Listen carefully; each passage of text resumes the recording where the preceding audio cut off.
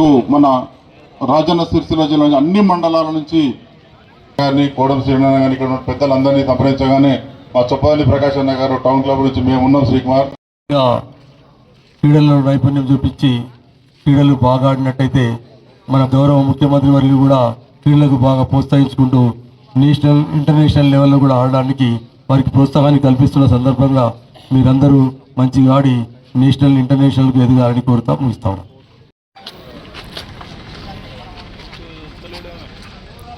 అందరికీ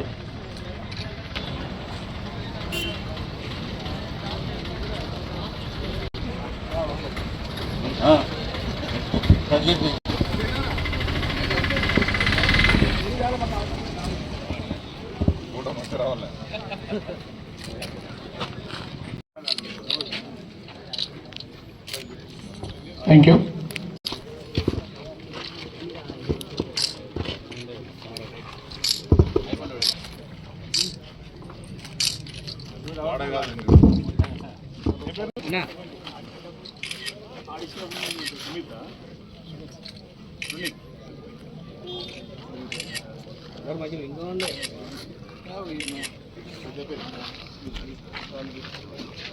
ప్రధానంగా గ్రామీణ స్థాయి క్రీడలు అనగానే వాలీబాల్, కబడ్డీ, ఖోఖో లాంటి ఆటల పోటీలు మనకు బాగా గుర్తుకు రావడం, ఆ వాటిలో చాలామంది గ్రామీణ ప్రాంతాల నుండి క్రీడాకారులు ఈ ఆటల పట్ల మక్కువ చూపి ఈ ఆటలలో ప్రావీణ్యం సాధించి మన జిల్లాలో రాజన్న సిరిసిల్ల జిల్లాలో ఇంతకుముందు ఉమ్మడి కరీంనగర్ జిల్లాకు సంబంధించి కబడ్డీ అదేవిధంగా వాలీబాల్ ఆటలు ఎక్కడ జరిగినా మొదటి ద్వితీయ ప్రైజులన్నీ కూడా మన ప్రాంతానికే ఎక్కువగా వచ్చే విధంగా క్రీడాకారులు ఉన్నటువంటిది. మన రాష్ట్ర స్థాయిలో జాతీయ స్థాయిలో కూడా ఈ ప్రాంతం నుంచి ఎక్కువగా ఆటల్లో ప్రావీణ్యం సాధించిన వారి సంఖ్య, క్రీడా కోటలు కూడా ఉద్యోగులు ఇంతకుముందు చెప్పినట్టుగా మన ప్రాంతంలోనే క్రీడా అభిమానంతో ముందుకు వచ్చిన వారికి వచ్చినటువంటి సందర్భం కూడా మనం చూసినాం. నేను 86లో నా చదువు అయిపోయి నేను మా గ్రామం రుద్రంగి వచ్చినప్పుడు వాలీబాల్ పోటీలు ఎక్కువగా అక్కడ ఆడేటివి. రుద్రంగిలో వాలీబాల్ జిల్లాలు ఉమ్మడి జిల్లాలో ఎక్కడ ఆడినా మొదటి ప్రైజ్ రెండో ప్రైజ్, కబడ్డీలో అదే నూకల మర్రి, మూడపల్లి, సౌండ్లు ఇలాంటి వాళ్ళు మొదటి ప్రైజ్ సెకండ్ ప్రైజ్ తెచ్చుకునేవాళ్ళు మా ప్రాంతంలో. అప్పుడు ఈ లైన్లో ఉన్న ముగ్గును పోసేవాడిని. అప్పుడు స్టూడెంట్గా ఉన్న సందర్భంలో ముగ్గు కబడ్డీ ఆడేటప్పుడు చెదిరిపోయిందంటే వెంటనే ఆ విధంగా క్రీడలతో ఒక భాగమై గ్రామంలో అభివృద్ధితో పాటు క్రీడలను ఆ రోజు క్రీడల పోటీలు గ్రామీణ ప్రాంతంలో పెడుతున్నామంటే అనేక కమిటీలు వేసేవాళ్ళం.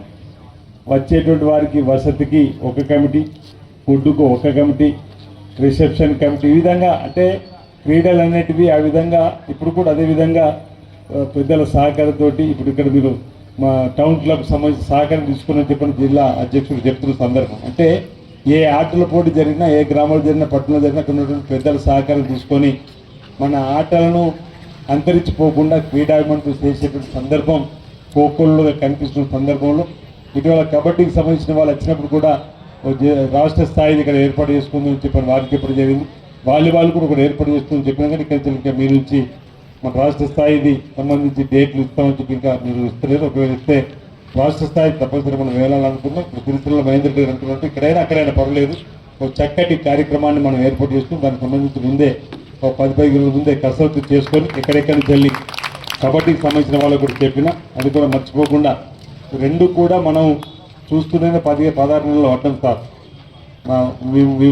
మేము మాట ఇచ్చినాం, దానికి కట్టుబడి ఉన్నాం. దానికి నిర్వాహకులు ఉన్నటువంటి మీరు తప్పనిసరిగా రాష్ట్ర స్థాయి పోటీల్ని ఇక్కడ ఈ ప్రాంతంలో ఏర్పాటు చేసుకోవడానికి కోసం మీరు ఆ డేట్లు వేస్తే state kabaddi association, state volleyball association సంబంధించి మీ అకాడమీకి సంబంధించినటువంటివి ఏ డేట్లలో ఎక్కడెక్కడ ఏర్పాటు చేయాలి ముందే ఒక క్యాలెండర్ ఉంటుంది. కాబట్టి ఆ క్యాలెండర్లో మీరు తప్పనిసరిగా పొందపరచండి. మన ప్రాంతంలో తప్పనిసరిగా చక్కటి 2 రోజులు ఏర్పాటు చేసుకుందాం, 3 రోజులు ఏర్పాటు చేసుకుందాం. మీకు వచ్చే జట్లను బట్టి వారికి వసతి గదులు కానీ, భోజన సౌకర్యాలు కానీ, ఏ విధంగా ఎంతమంది వస్తారు ఇంకా తప్పనిసరిగా ఆ కూర్పును చేసుకొని మన ప్రాంతంలో రాష్ట్ర స్థాయి మంత్రులు కూడా మనం ఆహ్వానించుకొని పెద్ద వాతావరణంలో క్రీడకు సంబంధించిన పండుగలు చేసుకోవడానికి కోసం మరి మీరు ముందుకు రావాలంటే దానికి నా వంతు సహకారం ఉంటుందని ఇంతకుముందు చెప్పినా ఇప్పుడు కూడా చెప్పేటువంటి పరిస్థితిని.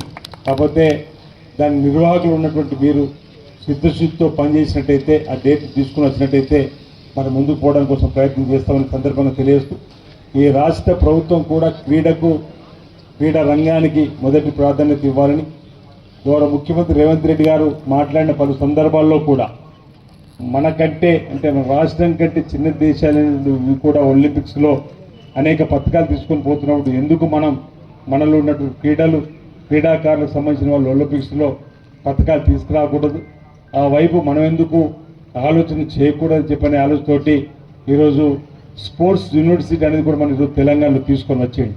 ఓవైపు స్కిల్ యూనివర్సిటీ అనేటువంటిది, ఓవైపు యంగ్ స్కూల్స్ అనేటువంటి ఆలోచన అంటే పేదలు ఎక్కువగా ఉన్నటువంటి వారికి అండదండలు అందివ్వడానికి కోసం మరి కార్యక్రమాలు ముందుకు తీసుకొని యంగ్ ఇండియా స్కూల్ అనేటువంటిది కూడా 200 కోట్లతో 56 ఇంచుమించు నియోజకవర్గాల్లో ఒక్కొక్కటి 200 కోట్లతో 11,000 కోట్ల పైచిలకు నిధుల్ని మంజూరు చేపించి ఎస్సీ ఎస్టీ బీసీ మైనార్టీలన్నీ కూడా ఒకే దగ్గర ఉన్న అక్కడ కూడా క్రీడా ప్రాంగణాలు ఏర్పడేయాలని అక్కడ అనేక రకాలుగా విద్యార్థులకు అందుబాటులో ఉండే విధంగా తీసుకొచ్చేటువంటి కార్యక్రమంలో భాగంగా అంతేకాకుండా సీఎం కప్ను కూడా 31 జిల్లాలకు క్రీడా జ్యోతిని తెప్పించేటువంటి సందర్భం అంటే క్రీడాకారులకు ఇక్కడ రామదాస్ గారు అనుకుంటా రిసీవ్ చేసుకున్నప్పుడు జిల్లా కలెక్టర్ గారు ఎస్పీ గారు మీ అందరూ కూడా రాజన్న సిరిసిల్ల జిల్లా కేంద్రంలో కూడా వేదిక మీద పెద్దలందరూ కూడా రిసీవ్ చేసుకొని అంటే క్రీడలకు ప్రోత్సాహం ఇవ్వాలని చెప్పిన ఆలోచనతోటి సీఎం కప్పు పేరిట కూడా తీసుకుని వచ్చినటువంటి సందర్భం.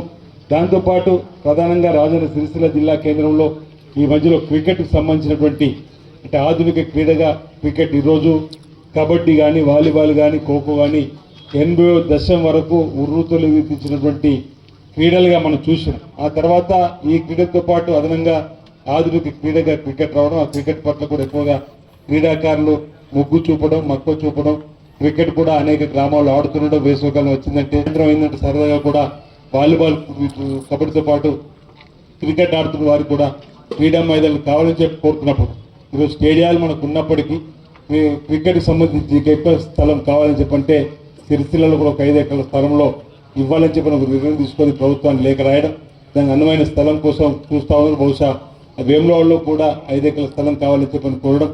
నేను చదువుకున్నటువంటి జూనియర్ కాలేజ్ కోర్టులకు సంబంధించి కూడా ఈ మధ్యలో క్రికెట్ పోటీలకు పోయినప్పుడు అక్కడ కూడా అడిగితే అక్కడ కలెక్టర్తో మాట్లాడి అక్కడ కూడా ఒక 5 ఎకరాలు ఇవ్వాలని అంటే సిరిసిల్ల వేములవాడ అదే కొట్లవాడ కూడా అక్కడ నరసింహరావు గారు ఆనాడు ఆ సభకు అధ్యక్షత వహించిన క్రమంలో అక్కడ కలెక్టర్ గారితో ఇక్కడ కలెక్టర్తో ఈ ప్రాంతంలో మాట్లాడడం.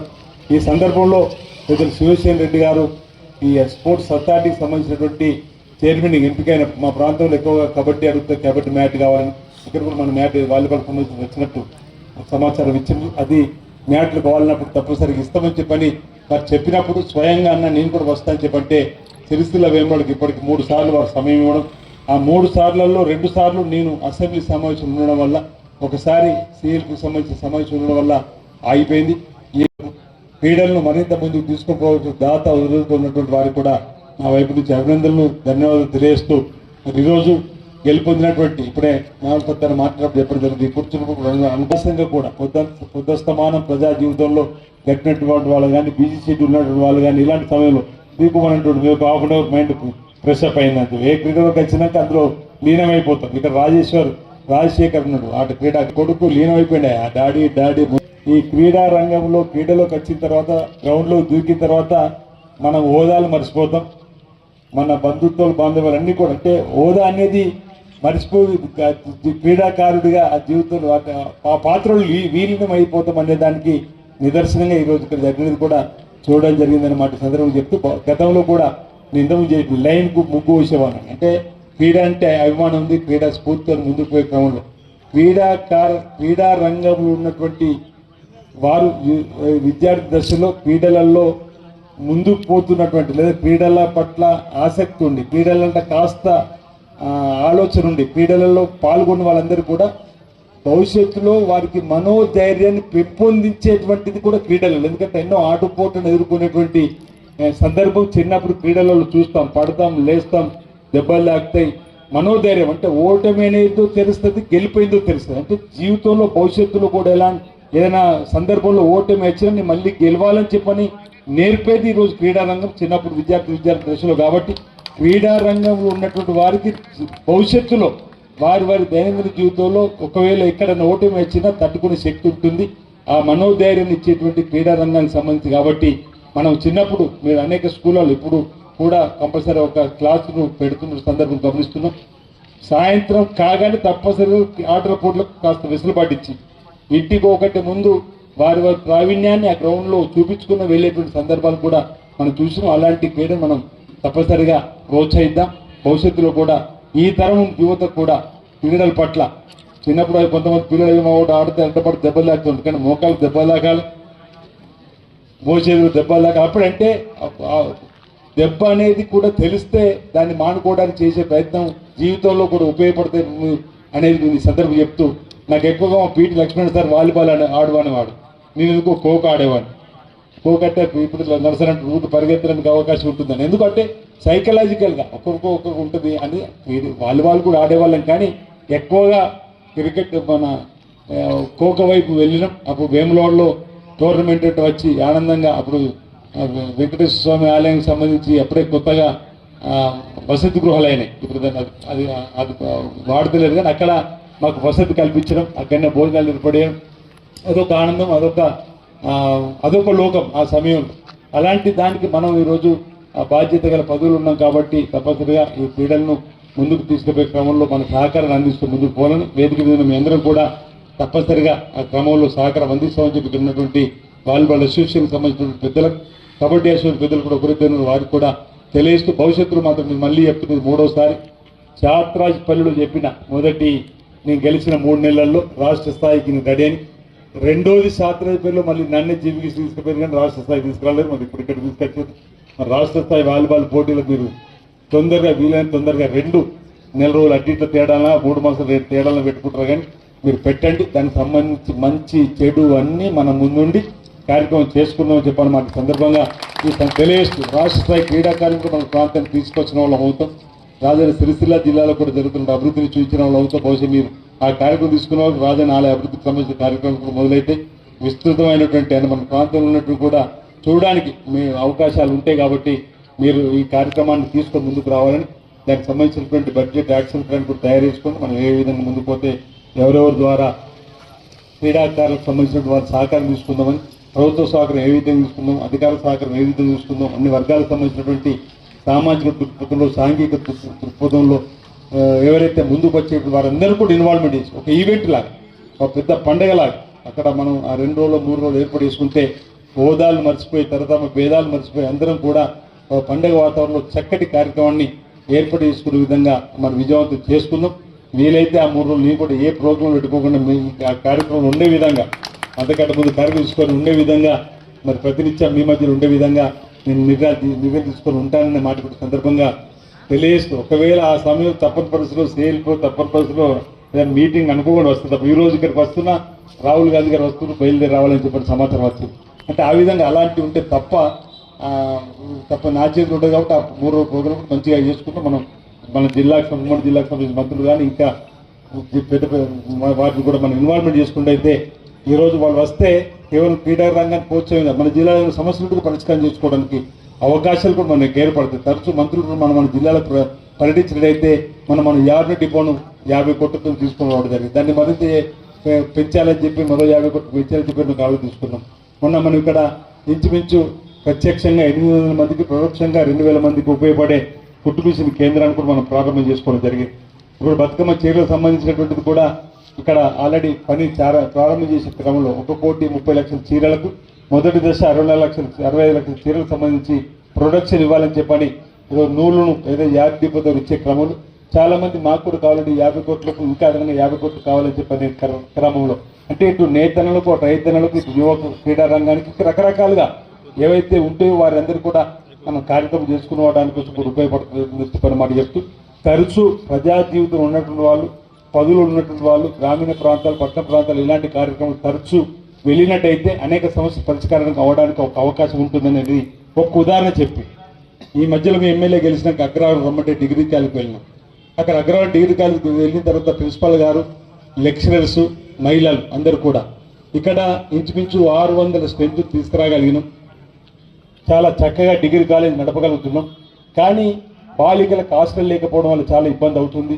డేస్ కాలేజ్ వస్తువులు ఒకవేళ బాలికలు హాస్టల్ ఉంటే బాగుంటుంది. గత 10 సంవత్సరాలుగా ప్రయత్నం చేస్తున్నా అవుతలేదని చెప్పంటే నా ప్రయత్నాన్ని మొదలు పెడతా అని చెప్పి ఎక్కడ వాళ్ళకి మాట ఇవ్వాలి.